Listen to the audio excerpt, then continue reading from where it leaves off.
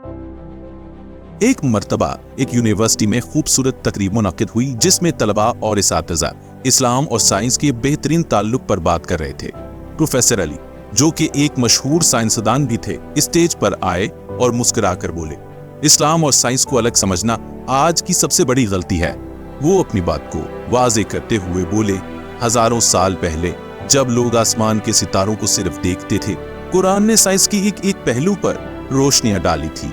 अल्लाह ने हमें इस कायनात को समझने का हुक्म दिया है। इतने में वहां बैठे एक तालिबे इल्म ने उठकर पूछा, सर, आप ये कैसे कह सकते हैं कि इस्लाम और साइंस आपस में मिलते हैं? प्रोफेसर अली मुस्कुराए और जवाब दिया, बेटा, क्या तुमने कभी कुरान की वो आयत पढ़ी है जिसमें अल्लाह फरमाता है, क्या ये लोग ऊंट की तरफ नहीं देखते हैं कि उसे किस तरह पैदा किया गया है? अल्लाह ने हमें गौर व फिक्र का हुक्म दिया है जिसे आज की साइंस रिसर्च कहती है। फिर उन्होंने हवा और समंदर का जिक्र किया और कहा, कुरान में ये सब कुछ आज से 1400 साल पहले लिखा गया।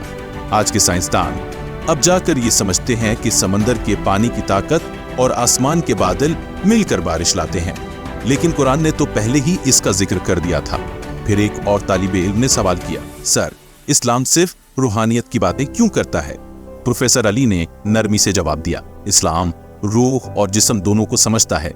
जो लोग कहते हैं कि इस्लाम सिर्फ इबादत का दीन है, वो ये भूल जाते हैं कि कुरान की आयत में कायनात के असरार पर भी जोर दिया गया है।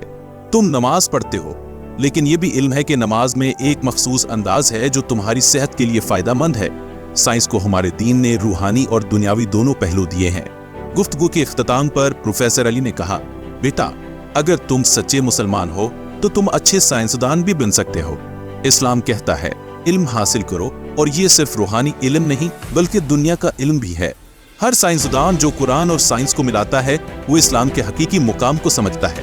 तुलबा और इसातिज़ा जो शुरू में इस्लाम और साइंस को अलग समझते थे, अब समझ गए कि ये दोनों एक ही तस्वीर के दो रुख हैं। इस्लाम और साइंस एक दूसरे से अलग नहीं है, और इस्लाम ने हमेशा इल्म हासिल करने की तालीम दी है।